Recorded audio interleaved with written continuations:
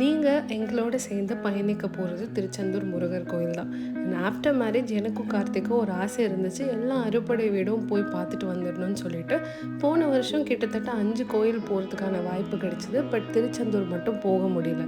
And இந்த வருஷம் ஃபேமிலியில் வந்து சடனாக வந்து திருச்செந்தூர் போகணுன்னு பிளான் பண்ணியிருந்தாங்க. நாங்களும் அப்படியே அவங்களோட ஜாயின் பண்ணிக்கிட்டோம். அண்ட் இந்த ட்ரிப் ரொம்ப ஸ்பெஷல். ஏன்னா வந்து ஃபர்ஸ்ட் டைம் ஃபேமிலியாக எல்லோரும் சேர்ந்து ஒன்றா போகிறதுனால கொஞ்சம் கூடுதல் சந்தோஷமாகவே இருந்துச்சு. வந்தே பாரத் எத்தனை பேருக்கு பெனிஃபிட் ஆச்சுன்னு தெரியல. ஆனால் எங்கள் ஃபேமிலிக்கு நல்லாவே பெனிஃபிட் ஆச்சு. ஏன்னா லாஸ்ட் மினிட்ல தான் most of the trip plan பண்ணுவோம். And 90% of the time tickets availability கிடைக்கும். And within south India travel பண்ணுறதுக்கு ஒரு நல்ல கன்வீனியன்ட் மோட் ஆஃப் ட்ராவல் எங்களுக்கு நல்லாவே அமைஞ்சிருக்கு இது வரைக்கும். எங்கள் வீட்டோட குட்டியை வந்து கொஞ்சம் என்டர்டெயின் பண்ணுறதுக்காக எங்களுக்கு தெரிஞ்ச கேம் ஏதோ ஒன்று கொஞ்சம் டைம் பாஸ் பண்ணுறதுக்கு விளையாடிட்டு சாப்பிட்டு முடிச்சதுக்கப்புறம் அண்ட் இந்த ட்ரெயின் வந்து திருநெல்வேலியில் நாங்கள் இறங்கிடுவோம். அண்ட் ஆஃப்டர் தட் வந்து இன்னொரு ட்ரெயின் பிடிச்சி தான் திருச்செந்தூர் போகிற மாதிரி இருக்கும். திருச்செந்தூர் கோயில் தான் ரொம்ப கூட்டமாக இருக்கும்னு சொல்லி கேள்விப்பட்டிருக்கேன். ஆனால் வந்து ட்ரெயினும் சரி, அந்த ரயில்வே ஸ்டேஷன்லுமே அவ்வளோ மக்கள் இருந்தாங்க. அந்த ஊரே வந்து ஒரு மாதிரி பரபரப்பாக பிஸியாகவே இருந்துச்சு. நாங்கள் எடுத்திருந்தது ஒரு ஹோம் ஸ்டே தான். கோயிலேருந்து ஒரு கிலோமீட்டர் தள்ளி எடுத்திருந்தோம். வந்த வேலையை பார்க்கலான்னு சொல்லிட்டு எல்லா திங்ஸும் வச்சுட்டு ஸ்ட்ரெயிட்டாக கோயில் போயிட்டோம். நாங்கள் 2 மணி நேரத்துலேயே சாமி பார்த்துட்டு ரொம்ப நல்ல தரிசனம் கிடச்சிது. அதை முடிச்சுட்டு அப்படியே நாங்கள் வந்து வீட்டுக்கு வந்துட்டோம். அடுத்த நாள் காலைல 4 மணிக்கு நானும் கார்த்திக்கும் வந்துட்டு அந்த ஊரோட அழகை ரசிக்கலான்னு சொல்லி கிளம்பிட்டோம். அண்ட் கோயில் சுற்றி இன்னும் அரவுண்ட் என்ன இருக்குதுன்னு பார்க்கணுன்னு சொல்லி ஒரு ஆர்வம் இருந்துச்சு.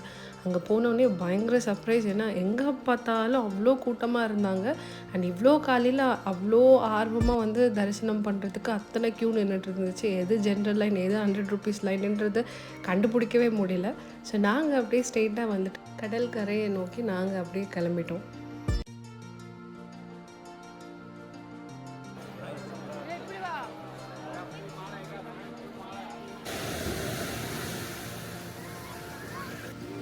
இங்கே வந்து நான் ஒரு கிட்டத்தட்ட 1.5 மணி நேரம் 2 மணி நேரம் டைம் ஸ்பெண்ட் பண்ணியிருப்பேன். அந்த டைம் போனதே எனக்கு தெரியல.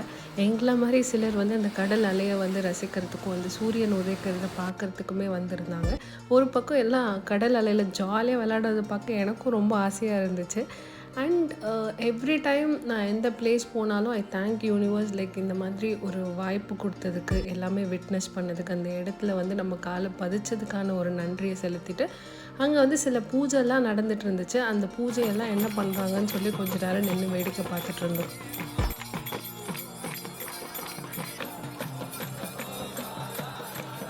அண்ட் ஃபைனலாக அந்த கோபுரத்தோட அழகை ஒரு வாட்டி ஆசை தீர ரசித்து முடிச்சுட்டு அண்ட் நாங்கள் நினச்சபடி இந்த அறுபடை வீடு எல்லாமே வந்து சேர்ந்து பார்க்கறதுக்கான வாய்ப்பு கிடச்சிது.